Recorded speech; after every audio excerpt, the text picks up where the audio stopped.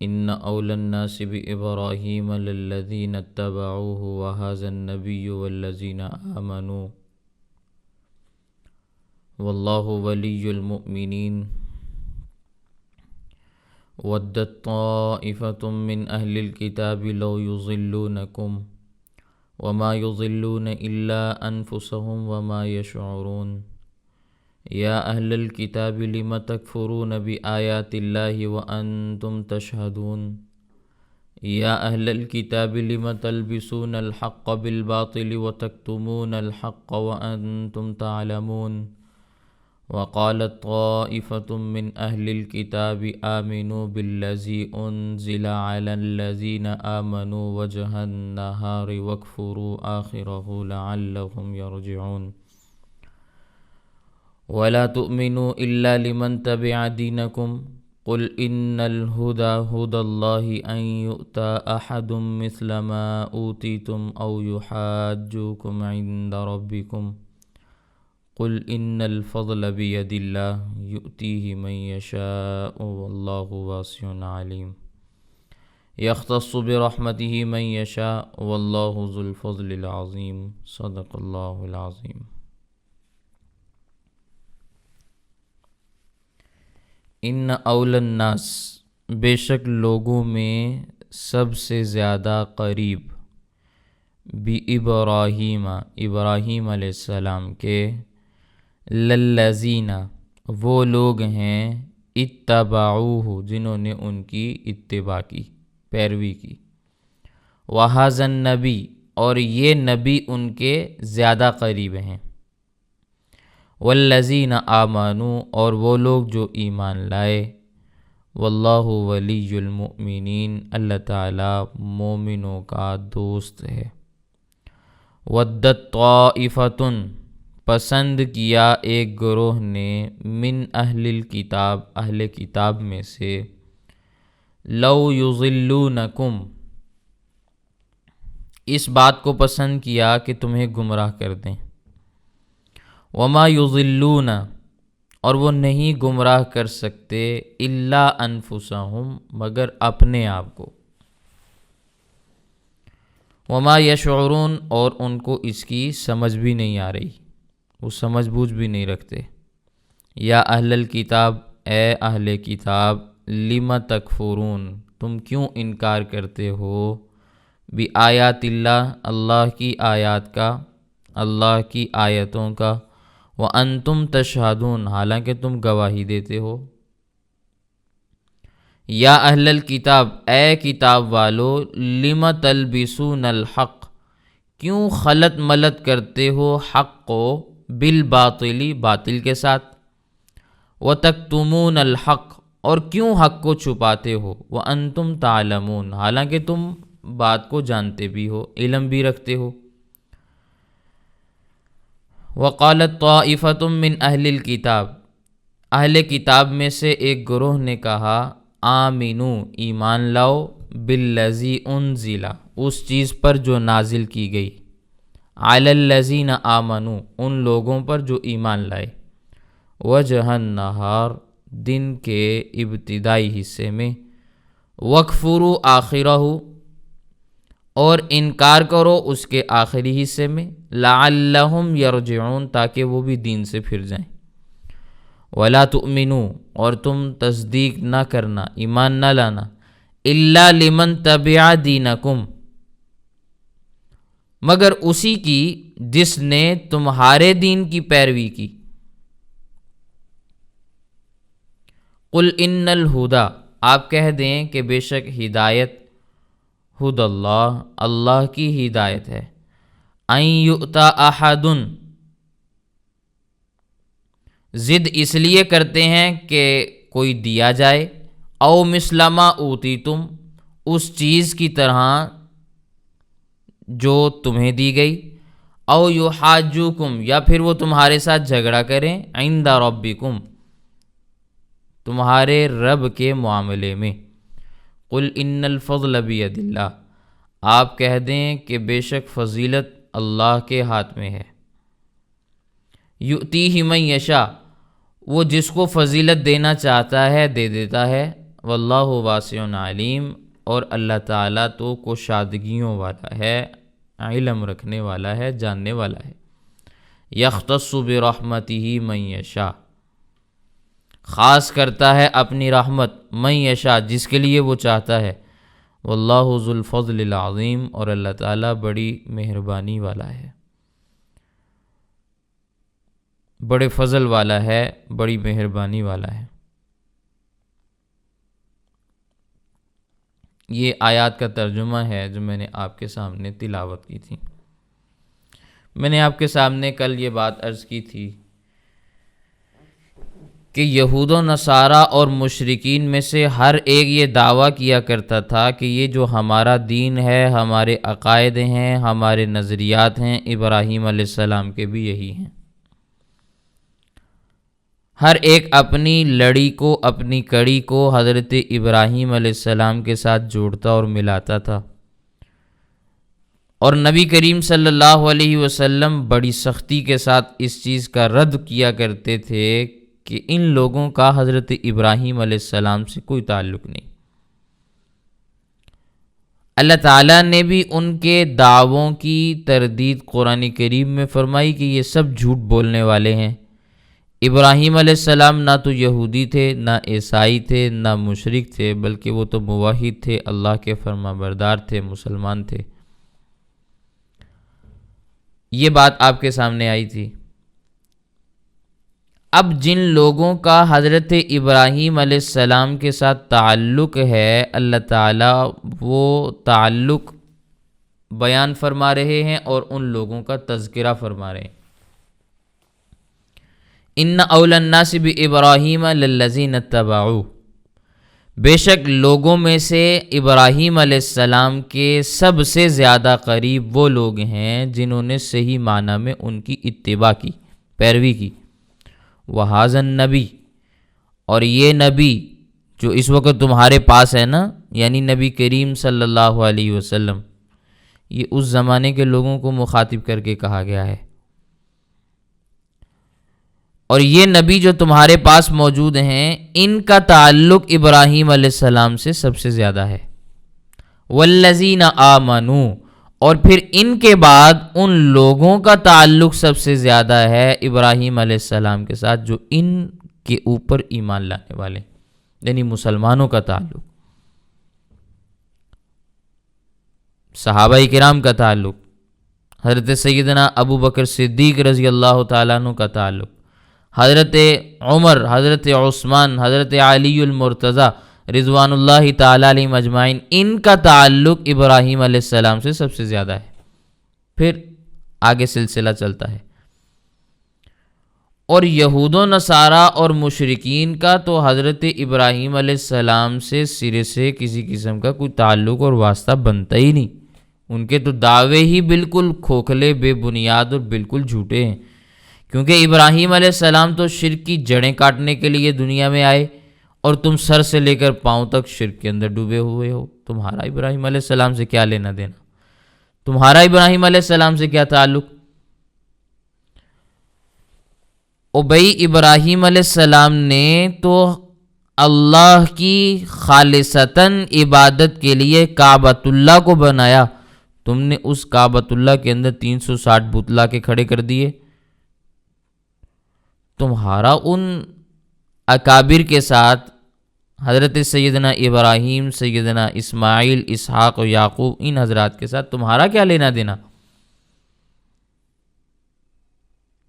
اور پھر جو مجسمے انہوں نے کعبے کی دیواروں کے ساتھ نصب کیے، 360 کے قریب جو بت تھے، ان میں ایک بت حضرت ابراہیم علیہ السلام کا بھی تھا، ایک حضرت اسماعیل علیہ السلام کا بھی تھا، ایک حضرت موسیٰ کا بھی تھا، اور بنانے والوں نے ایک حضرت عیسیٰ علیہ السلام کا بھی بت اور مجسمہ بنا کے وہاں لگایا ہوا تھا، حضرت مریم علیہ السلام کا مجسمہ بھی تھا۔ اب یہ سارے کے سارے لوگ اس کی پوجا کر رہے ہیں، چڑھاوے چڑھا رہے ہیں۔ تو جو گھر اللہ کے نام پہ بنایا، تم نے اس کو بت خانہ بنا دیا۔ اب تم کس منہ سے اپنے آپ کو کہتے ہو کہ ہم ابراہیمی ہیں؟ ابراہیم والا کام کرتے، ان کے طرز عمل کو اپناتے، تو یہ ساری چیزیں تو وہ تمہیں نہ کرنی پڑتی نا۔ پھر ابراہیم علیہ السلام نے تو ایسا کوئی کام نہیں کیا، اور جن کا صحیح معنی میں ابراہیم علیہ السلام سے تعلق اور واسطہ بنتا ہے یہ کہتے ہیں کہ بھی نہیں، ان کا کوئی تعلق اور واسطہ نہیں، ان کی نفی کرتے، اور یہ کہا کرتے تھے کہ یہ تو صابی ہیں، صاد الف صا با یا، یہ تو صابی ہیں، ان کا ابراہیم علیہ السلام کے دین کے ساتھ کیا تعلق؟ تو اصل بات یہ ہے جو سمجھنے والی ہے کہ صدیوں تک عربوں میں حضرت ابراہیم علیہ السلام اور حضرت اسماعیل علیہ السلام کا سچا دین رائج تھا، نافذ تھا، لوگ اس کی اتباع کیا کرتے تھے، پیروی کیا کرتے تھے، اور اسی کا کلمہ پڑھا کرتے تھے، اسی کے احکامات اور مسائل کے مطابق عمل کیا کرتے تھے، یعنی لوگ عقیدے کے اعتبار سے درست تھے، صحیح تھے۔ پھر ایک بدبخت شخص آیا، منحوس قسم کا آدمی، جس نے عرب کی سرزمین میں شرک کی بنیاد رکھی۔ قبیلہ بنو خزاعہ کا شخص تھا عمر ابن لحی۔ یہ شخص نبی کریم صلی اللہ علیہ وسلم کی ولادت سے تقریباً 250 سال پہلے دنیا سے چلا گیا۔ اخلاقی حالت اس کی یہ تھی، بخاری شریف کے اندر روایت موجود ہے، تذکرہ آتا ہے، اس نے اپنی لاٹھی کے ساتھ ایک کنڈی لگائی ہوئی تھی، جس طرح مچھلی پکڑنے والے کنڈی نہیں لگاتے آگے کو، تو اس طرح کی اس نے کنڈی لگائی تھی۔ طواف کرتے وقت دیکھتا کہ جس کی چادر کمبل خوبصورت ہے، مہنگا ہے، اچھا ہے، بہترین ہے، کنڈی لگا کے اسے کھینچ لیتا تھا۔ آدمی اپنے دھیان میں طواف کر رہا ہے اور یہ پیچھے سے یہ اس طرح کے کام کیا کرتا تھا۔ اس زمانے میں لوگ بھی تھوڑے ہوتے تھے، اکا دکا لوگ بیت اللہ کا طواف کیا کرتے تھے، اب تو اتنا رش ہے کہ سنبھالنے سے بھی مجمع نہیں سنبھلتا۔ اب اگر کسی کو پتہ چل جاتا کہ بھئی اس آدمی نے یہ کام کیا، کسی دیکھنے والے نے دیکھ لیا، تو اب یہ کہتا کہ بھئی معاف کرنا، یہ کنڈی ویسے ہی اڑ گئی تھی، آگے کو جا رہی تھی تو وہ تمہاری چادر کے ساتھ اڑ گئی۔ تو اس قسم کا یہ بے ایمان آدمی تھا کہ طواف کرتے وقت لوگوں کی چادریں اتارتا تھا۔ اب اس آدمی پر کیا اعتبار ہو سکتا تھا جس کی اخلاقی حالت اس قسم کی ہو؟ روایت کے اندر آتا ہے اول من سیت السوائب، یہ پہلا وہ شخص ہے جس نے سائبہ کی رسم ڈالی۔ سائبہ اس جانور کو کہتے ہیں جو بزرگوں کے نام پر ثواب حاصل کرنے کے لیے چھوڑا جاتا ہے، ذبح کیا جاتا ہے تاکہ بزرگ ان سے راضی ہو جائیں۔ جیسے ہمارے ہاں بھی کئی گائیں، کئی بیلیں آوارہ گھومتے ہوئے نظر آتے ہیں دیہاتوں کے اندر، دور دراز کے علاقوں میں۔ جاہل لوگوں نے بابوں کے نام پہ، پیروں کے نام پہ ان کو چھوڑا ہوا ہوتا ہے، نہ کوئی ان کو چھیڑتا ہے، نہ مارتا ہے، نہ بھگاتا ہے۔ کہتے ہیں کہ بھی اگر ان کے ساتھ کسی نے زیادتی کی تو پیر ہمیں نقصان پہنچائیں گے۔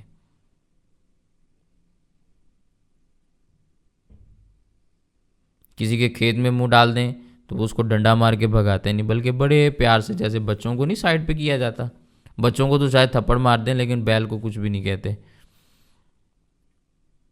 اس قسم کا طرز عمل اپنا دیں۔ اللہ تعالیٰ نے قرآن کریم میں اس کی تردید فرمائی ہے، رد فرمایا ہے واضح طور پر، ما جعل اللہ من بحیرۃ ولا صاحبۃ، اللہ نے کوئی بحیرہ نہیں بنایا، کوئی صاحبہ نہیں بنایا۔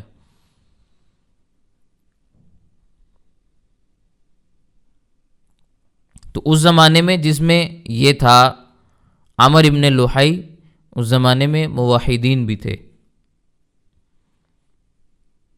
حضرت عمر رضی اللہ تعالیٰ عنہ کے چچا ہیں حضرت زید بن عمر بن نفیل، یہ جاہلیت کے زمانے میں بھی موحدین میں شمار ہوتے تھے، توحید پرست تھے، نبی کریم صلی اللہ علیہ وسلم کے اعلان نبوت سے پہلے دنیا سے چلے گئے۔ اگر آپ صلی اللہ علیہ وسلم کے زمانے میں ہوتے تو یقیناً کلمہ پڑھتے۔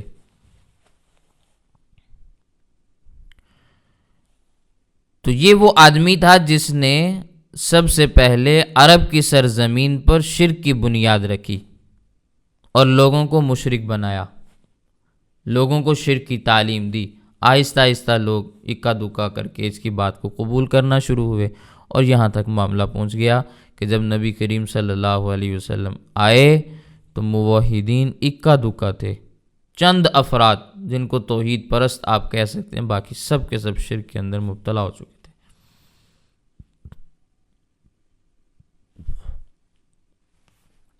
تو اللہ تعالیٰ فرماتے ہیں کہ یہ نبی اور اس نبی کے اوپر ایمان لانے والے یہ ابراہیم علیہ السلام سے زیادہ تعلق رکھتے ہیں بنسبت تمہارے۔ واللہ ولی المؤمنین، اور اللہ تعالیٰ تو مومنوں کا دوست ہے، یعنی اللہ تعالیٰ ایمان والوں سے محبت فرماتے ہیں۔ یہی ایمان والے ابراہیم علیہ السلام کے دوست ہیں، ابراہیم علیہ السلام کے تابعدار ہیں۔ پھر آگے فرمایا کہ بھئی یہ لوگ گمراہی میں بڑھتے چلے گئے، اتنے آگے چلے گئے کہ جو لوگ صحیح راستے پر تھے، راہ راست پہ تھے، ان کو بھی گمراہ کرنے کے در پہ ہو گئے۔ وَدَّت طَائِفَةٌ مِّنْ أَهْلِ الْكِتَابِ لَوْ يُضِلُّونَكُمْ، پسند کیا ایک گروہ نے اہل کتاب میں سے اس بات کو کہ وہ تمہیں گمراہ کریں۔ پڑھے لکھے بعض بے ایمانوں کی ایک جماعت تھی جو مسلمانوں کو گمراہ کرنے کے ہیلے تلاش کرتے تھے، سوچتے تھے، سوچ بچار کیا کرتے تھے کہ کیسے ان کو گمراہ کیا جائے۔ اور وہ گمراہ کس طرح کرتے تھے؟ قرآن کریم میں اس کا بھی تذکرہ آ رہا ہے۔ ان کا واردات کا طریقہ کیا تھا؟ وَمَا يُضِلُّونَ إِلَّا أَنفُسَهُمْ، جو بھی طریقہ وہ استعمال کر رہے تھے وہ لوگوں کو گمراہ نہیں کر رہے تھے، وہ تو اپنے آپ کو گمراہ کرنے کے در پہ تھے، تو خود کو گمراہ کر رہے تھے، اپنے آپ کو گمراہ کر رہے تھے، اپنی جانوں کو نقصان دے رہے تھے۔ صحابہ کرام تو بڑے پختہ قسم کے لوگ تھے نا، ہماری طرح کے لوٹے تو نہیں تھے کہ صبح کو کچھ ہیں اور شام کو کچھ ہیں، دن کو کچھ ہیں تو رات کو کچھ ہیں۔ بڑے پختہ ایمان والے، بڑے مضبوط قسم کے ایمان والے وہ لوگ تھے۔ ان کو تو یہ گمراہ نہیں کر سکے، لیکن نتیجہ کیا نکلا؟ ان کو گمراہ کرنے کا سوچا تھا تو وہ وبال ان کی اپنی جانوں پہ آ کے پڑا۔ ان کے گناہوں میں اضافہ تو ہوا ہے، ان کی نیکیوں میں کمی نہیں آئی۔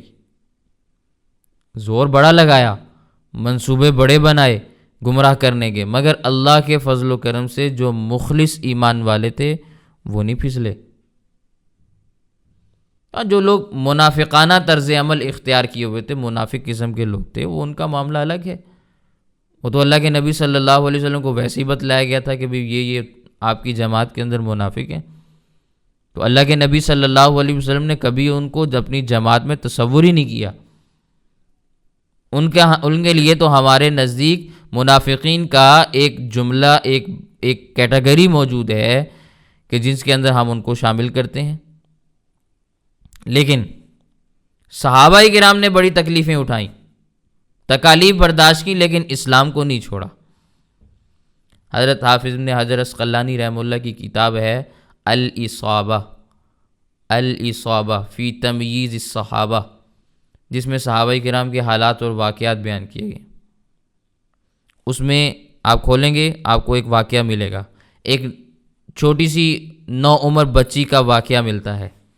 نام اس کا تھا عارینہ، کنیت تھی ام شریک، ابھی شادی نہیں ہوئی تھی۔ اللہ تعالیٰ نے اس کو اسلام کی توفیق عطا فرمائی، وہ مسلمان ہوگی۔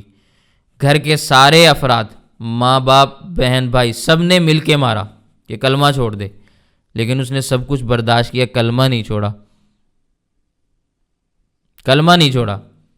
ایک دفعہ کا تذکرہ ہے کہ ایک دور کے سفر کا اس کو جانے کا اتفاق ہوا، کسی خوشی یا کسی غمی کا کوئی سفر تھا، سب گھر والوں نے جانا تھا، اس کو بھی ساتھ لے گئے۔ سب نے یہ تہیا کر لیا کہ سفر کے اندر اس کو پانی نہیں دینا، سفر میں پیاس زیادہ لگتی ہے نا، اور پھر ہو بھی ریگستان کا سفر یا پہاڑوں کا سفر، گرمی کا موسم ہو، اونٹوں کے اوپر آپ چڑھیں اور چلتے چلے جائیں تو کتنی پیاس لگے گی۔ اب سب نے تہیا کر لیا کہ پانی نہیں دینا، مجبور ہو کر کلمہ چھوڑ دے گی تو پانی ملے گا۔ ماں سے پانی مانگا، نہیں دیا، باپ سے مانگا، نہیں دیا، بھائیوں سے مانگا، نہیں دیا، بہنوں سے مانگا، نہیں دیا، بالآخر بے ہوش ہو کے گر پڑی۔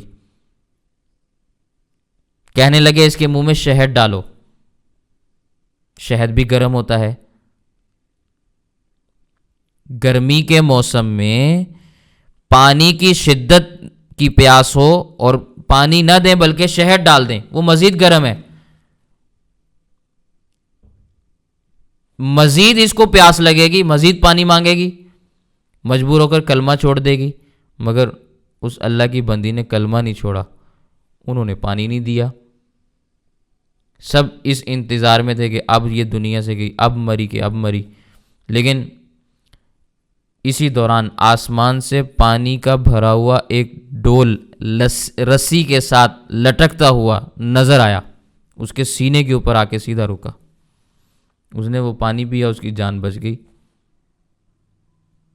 جن کے ذہن صاف تھے، جب انہوں نے یہ کرامت دیکھی، یہ کرشمہ دیکھا، تو وہ اسلام کو قبول کر کے کلمہ پڑھ لیا۔ جو ضدی تھے وہ پھر بھی قبول نہ کیا، انہوں نے وہ پھر بھی نہ مانے۔ تو یہ وہ زمانہ ہے جس زمانے میں اسلام کو چھوڑنے کے لیے ہر حربہ استعمال کیا جاتا تھا، لیکن چھوڑنے والوں نے پھر بھی اسلام نہ چھوڑنے والوں نے کبھی بھی اسلام کو چھوڑنے کا تصور بھی نہیں کیا۔ یہ صحابہ ہیں، اور حافظ ابن حجر عسقلانی رحمہ اللہ نے الاصابہ فی تمییز صحابہ کے اندر اس واقعے کو بیان کیا، کوئی عام واقعہ بھی نہیں ہے۔ حضرت یاسر رضی اللہ تعالیٰ عنہ کی بیوی کا تذکر آتا ہے، حضرت سمیہ رضی اللہ تعالیٰ عنہ، جو حضرت عمار بن یاسر رضی اللہ تعالیٰ عنہ کی والدہ ہیں۔ ان کے بارے میں مختلف قسم کے واقعات آتے ہیں۔ ایک واقعہ ان کے بارے میں یہ آتا ہے کہ ابو جہل نے ان کا ایک پاؤں ایک اونٹ کے ساتھ باندھا، دوسرا پاؤں دوسرے اونٹ کے ساتھ باندھا، ایک بازو ایک اونٹ کے ساتھ، دوسرا بازو دوسرے اونٹ کے ساتھ، اور کہا کہ کلمہ چھوڑ دو وگرنہ یہ چاروں اونٹوں کو مختلف سمتوں میں بھگا دوں گا اور تیرے ٹکڑے ٹکڑے ہو جائیں گے۔ حضرت سمیہ رضی اللہ تعالیٰ نے کلمہ نہیں چھوڑا، اور اس نے ان اونٹوں کو بھگایا، نتیجتاً حضرت سمیہ رضی اللہ تعالیٰ نے شہید ہو گئی۔ اور بعض کتابوں کے اندر یہ بھی تذکر آتا ہے کہ ابو جہل نے ان کے نازک مقام کے اوپر برچھا مارا، ان کو شہید کر دیا، لیکن انہوں نے کلمہ نہیں چھوڑا۔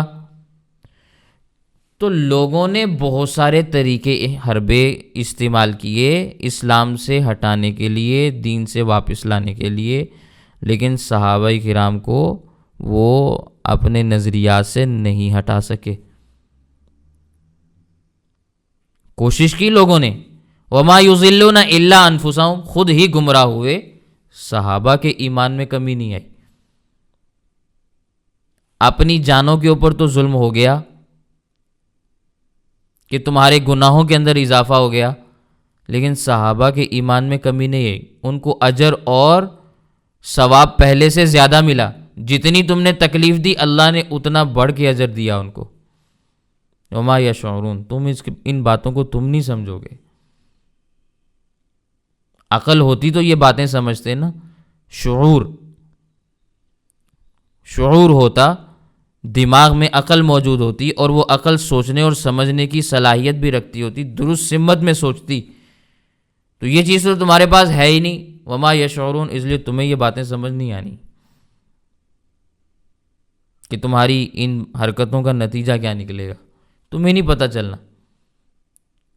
یہ جب تم مرو گے نا، مرنے کے بعد تمہیں پتہ چلے گا کہ اب تمہارے ساتھ ہم کیا کرتے ہیں۔ یا اہل الکتاب، اے کتاب والو، لم تکفرون بآیات اللہ، کیوں اللہ کی آیتوں کا تم انکار کرتے ہو، وانتم تشہدون، حالانکہ تم گواہی بھی دیتے ہو۔ نجی محافل کے اندر اپنی پرائیویٹ قسم کی مجلسوں میں بیٹھ کے یہ کہتے ہیں کہ بھئی یہ وہی رسول ہیں جن کا ہماری کتابوں میں تذکر آیا ہے، یہ سچے اور برحق آدمی ہیں، ان پہ نازل ہونے والی وحی واقعتاً اللہ کی نازل شدہ وحی ہے، یہ وہی رسول ہیں جنہوں نے آنا تھا۔ الذی یجدونہ مکتوبا عندہم فی التوراۃ والانجیل، جن کو ہم اپنے ہاں تورات اور انجیل میں پاتے ہیں لکھا ہوا، یہ وہی رسول ہیں۔ نبی کریم صلی اللہ علیہ وسلم کی علامات تذکرے تورات اور انجیل میں موجود تھے نا، تو آپس میں بیٹھا کرتے تھے تو کیا کہتے؟ ان الرسول حق، یہ رسول برحق ہیں، لیکن جب باہر نکلتے تو اور قسم کے تیور ہوتے تھے، اور قسم کے معاملات ہوتے تھے۔ اب آپ خود بتائیں ایسے لوگوں کا علاج کیا ہو سکتا ہے؟ ان کا آپ کیا علاج کریں گے؟ اسی لیے اللہ تعالیٰ نے فرمایا یا اہل الکتاب لم تلبسون الحق بالباطل، تم حق اور باطل کو خلط ملط کیوں کرتے ہو؟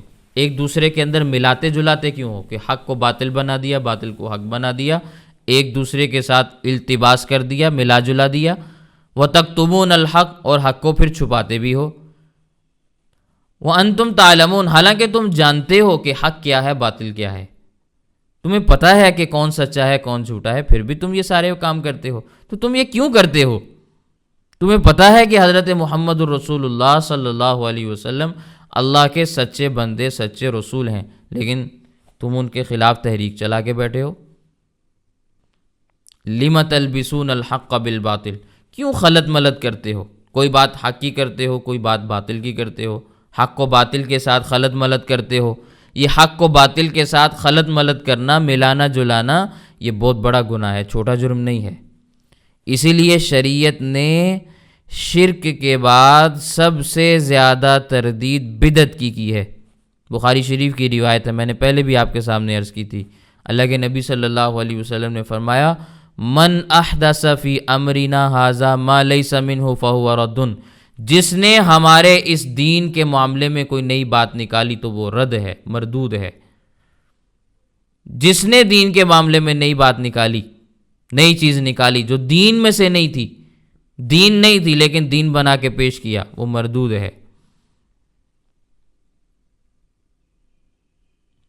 100 قسم کے انسان کبیرہ گناہ کرے، 100 قسم کے، اتنا گناہ ان 100 قسم کے کبیرہ گناہوں کا نہیں جتنا ایک بدعت کا ہے۔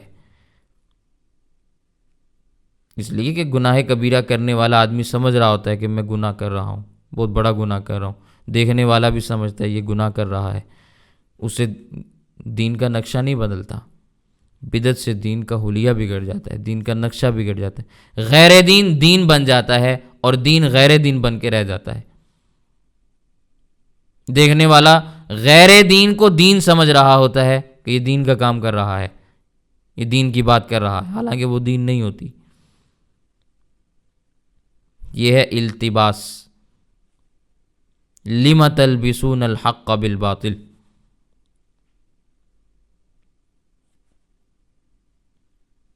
اسی لیے بدعتی آدمی کو توبہ کی توفیق بھی نصیب نہیں ہوتی، جو بدعت کا ارتکاب کرتا ہے، جو التباس حق اور باطل کا کرتا ہے، اس کو توبہ کی توفیق نہیں ملتی۔ مجمع الزوائد میں حضرت انس رضی اللہ تعالیٰ عنہ کی روایت ہے، علامہ حیثمی رحمہ اللہ نے اس کے بارے میں یہ بات بیان کی ہے، رواتہ موثقون، جس کے راوی سارے کے سارے ثقہ ہیں، راوی بھی سارے درست ہیں۔ کیا ہے وہ روایت؟ ان اللہ قد حجب التوبۃ عن کل صاحب بدعۃ، اللہ نے ہر بدعتی کے اوپر توبہ کا دروازہ بند کر دیا ہے۔ بدعتی آدمی کو توبہ کی توفیق نصیب نہیں ہوتی۔ بدعت کی نحوست اتنی زیادہ ہے کہ بدعتی میں توبہ کی صلاحیت ہی باقی نہیں رہتی، اور دوسرا یہ کہ وہ غلط کام کو صحیح کام سمجھ کر کر رہا ہوتا ہے، نیکی سمجھ کے کر رہا ہے، ثواب سمجھ کے کر رہا ہے، تو توبہ کیوں کرے گا بھائی؟ توبہ تو گناہ گار آدمی کرتا ہے نا۔ یہ مثال کے طور پر ہمارے سامنے قرآن کریم ہے، اس کا پڑھنا بھی ثواب ہے، دیکھنا بھی ثواب ہے، ہاتھ لگانا بھی ثواب ہے، سمجھنا بھی ثواب ہے۔ اب جب سارے یہاں سے فارغ ہونے کے بعد، سبق سننے کے بعد سب فارغ ہوں گے تو کیا کہیں گے؟ اللہ کا شکر ہے کہ ہم نے عبادت کی، ہم نے درس سنا، ہم نے اللہ کی کتاب کو دیکھا، ہم نے اللہ کی کتاب کو پڑھا، ہم نے اللہ کی کتاب کو سمجھا، تو اس پر اللہ کا شکر ادا کریں گے نا سب کہ الحمدللہ اللہ نے ہمیں یہ توفیق دی۔ کوئی بھی یہ نہیں کہے گا یا اللہ میری توبہ، میں نے درس سنا، مجھے معاف کر دے، میں نے درس سنا، کوئی کہے گا؟ کیونکہ یہ عبادت ہے، عبادت سے توبہ نہیں ہوتی، توبہ گناہ سے ہوتی ہے۔ تو بدعتی جب بدعت کو عبادت سمجھ کے کرے گا تو وہ کیوں توبہ کرے گا؟ وہ تو اس کو نیکی سمجھ کے کر رہا ہے، اس لیے اس کو توبہ کی توفیق نصیب نہیں ہوتی، توفیق توبہ اس کی سلب ہو جاتی ہے۔ اس لیے ہر آن بدعت سے اجتناب کریں، اپنے آپ کو بچا کے رکھیں۔ پھر اللہ تعالیٰ نے ان کا طریقہ واردات بیان کیا ہے، جو وہ ہتھ کنڈا استعمال کیا کرتے تھے کہ وہ کس طرح گمراہ کیا کرتے تھے۔ وقالت طائفۃ من اہل الکتاب، اہل کتاب میں سے ایک گروہ، آمنوا بالذی انزل علی الذین آمنوا وجہ النہار،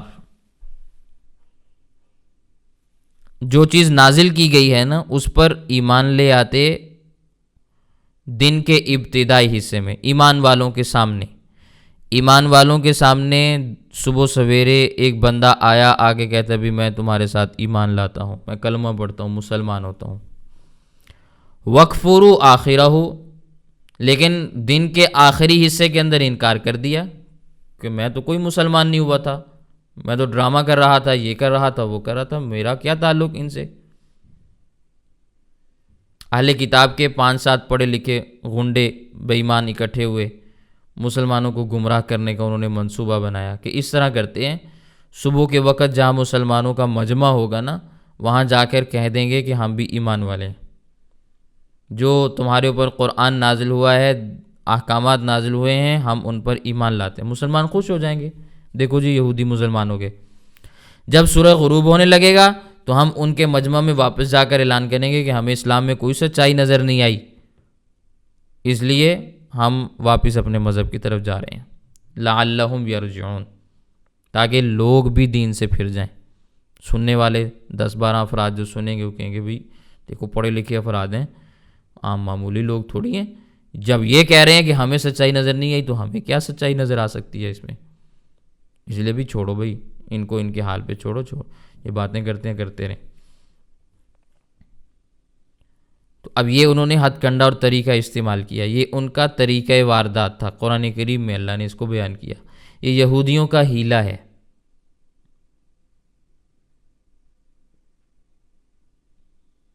لیکن اللہ تعالیٰ نے مسلمانوں پر ان کا کوئی بھی ہیلہ، کوئی بھی تدبیر کامیاب نہیں ہونے دی۔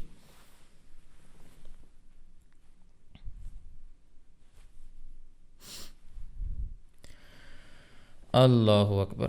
اب وہ جو جانے والے افراد تھے یہودیوں کے، ان کو ایک بات سمجھائی گئی تھی ان کے بڑوں کی جانب سے، وہ کیا تھی؟ وَلَا تُؤْمِنُوا إِلَّا لِمَنْ تَبِعَ دِينَكُمْ، تم تصدیق نہ کرنا مگر اس کی جس نے تمہارے دین کی پیروی کی، یعنی مومنوں کی تصدیق نہ کرنا۔ یہ بات ان کو سمجھا کر بھیجی گئی کہ ایک ڈرامہ کرنا ہے، اس ڈرامے میں تمہیں نبی کریم صلی اللہ علیہ وسلم کے بارے میں کوئی قصیدے پڑھنے کی ضرورت نہیں ہے کہ تم وہاں پہ کھڑے ہو جاؤ اور کہو کہ بھی ہم تو عاشق ہو گئے، ہم یہ ہو گئے، ہم وہ ہو گئے، مسلمان ایسے ہیں ویسے ہیں، بس سیدھا سیدھا اعلان کرو ہم مسلمان ہو کے واپس آ جاؤ، شام کو جا کے دوسرا اعلان کر دینا۔ تو تمہیں لمبے چوڑے کام کرنے کی ضرورت نہیں ہے۔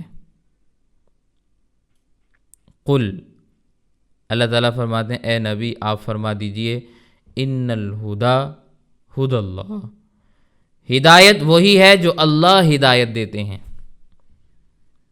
اللہ کی ہدایت ہی دراصل ہدایت ہے، وہ جس کو چاہتا ہے اس کو دے دیتا ہے۔ کوئی خود سے ہدایت یافتہ ہونے کا دعویٰ کر دے کہ بھی میں مسلمان ہو گیا ہوں، تو اس سے وہ مسلمان نہیں ہوتا جب تک کہ اللہ اس کو مسلمان نہ بنا دیں۔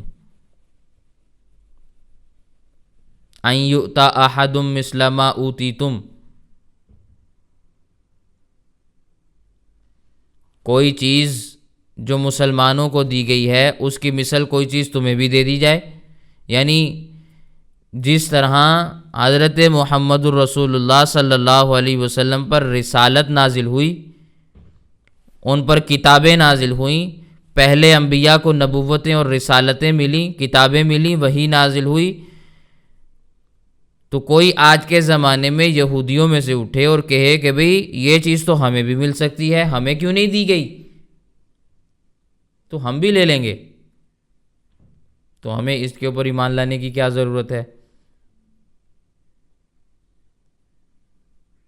اس بنیاد پہ وہ سارے یہ ڈرامے بازی کریں، یہ حرکتیں کریں، اللہ تعالیٰ فرماتے ہیں یہ معاملہ درست نہیں، یہ اللہ کی ہدایت نہیں ہے، یہ اللہ کے ہدایت یافتہ نہیں ہے۔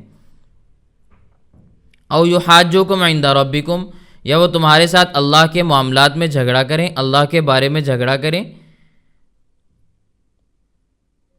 یعنی اگر تم نے ان کی تصدیق کر دی، ان کی بات مان لی، تو وہ آخرت میں اللہ کی بارگاہ میں تمہارے خلاف دعویٰ دائر کر دیں گے کہ اے پروردگار، ان لوگوں نے سچے دین کی تصدیق کرنے کے باوجود تیرے آخری نبی اور تیری آخری کتاب کو تسلیم نہیں کیا۔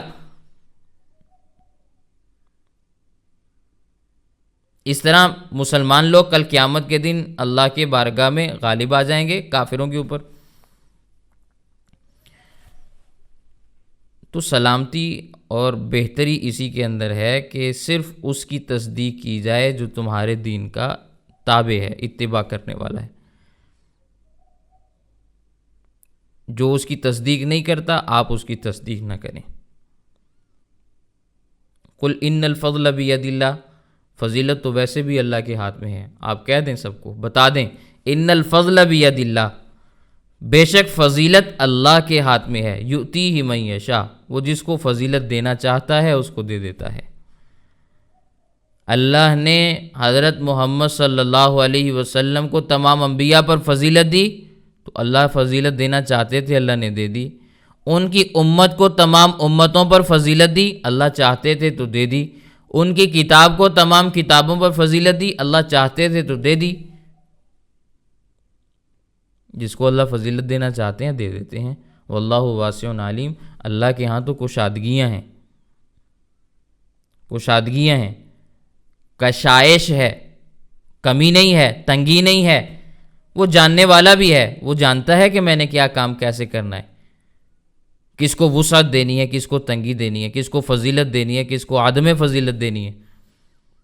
یختص برحمتہ من یشاء، وہ اپنی رحمت کے ساتھ جس کو خاص کرنا چاہتا ہے اس کو خاص کر دیتا ہے۔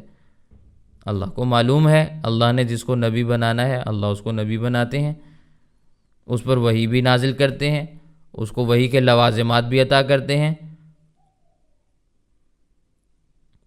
بندوں کو اس میں کوئی عمل دخل نہیں کہ بندے کہیں کہ بھی فلاں آدمی کو ہمارے لیے نبی بنا دو، کیونکہ نبوت کسبی چیز تو ہے نہیں، یہ تو وہابی چیز ہے نا۔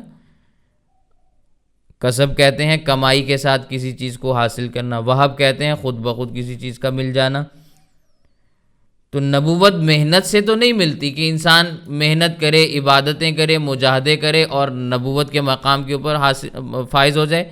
مسلمانوں کا یہ اتفاقی نظریہ ہے، سب کے سب مسلمان اس بات کے اوپر متفق ہیں کہ اللہ تعالیٰ نبوت کے لیے انتخاب فرماتے ہیں۔ نبوت سلیکشن سے ملتی ہے، الیکشن سے نہیں ملتی۔ جس پر اللہ مہربانی فرمائیں گے اس کو مقام نبوت کے لیے چن لیں گے، اور پھر نبی کریم صلی اللہ علیہ وسلم پر ویسے ہی نبوت ختم کر دی گئی، آپ آخری نبی ہیں، اب تو کسی اور نبی کو نبوت ملنے کا سوال ہی پیدا نہیں ہوتا۔ یہ قادیانیوں کا نظریہ ہے کہ وہ کہتے ہیں کہ عبادت کرتے کرتے آدمی ایک بلند مقام تک پہنچ جاتا ہے جس مقام کے اوپر اس کو نبوت مل جاتی ہے۔ جیسے کہ قادیانی کے بیٹے مرزا بشیر الدین نے اپنی کتاب سیرت المہدی کے اندر یہ بات لکھی ہے کہ اگر کوئی شخص عبادت کرتے کرتے ایسے مقام پر پہنچ جائے جو بہت بلند و بالا ہو تو اس کو مقام نبوت حاصل ہو جاتا ہے، بلکہ حضرت محمد رسول اللہ کے درجے سے بھی بڑھ کر اس کو مقام مل جاتا ہے۔ یہ سیرت المہدی کی عبارت ہے۔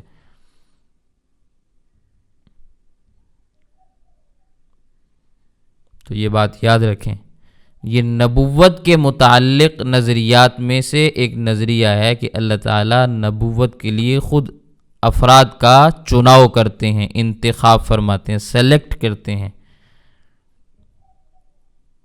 نبوت کسبی چیز نہیں ہے کہ آپ عبادتیں کر کے، ریاضتیں کر کے، عبادتیں اور ریاضتیں کر کے مقام نبوت پر تو کیا نبوت کی خاک کو بھی نہیں پایا جا سکتا، دھول اور مٹی کو بھی نہیں پہنچ سکتے، چاہے جائے کہ آپ نبی بن جائیں۔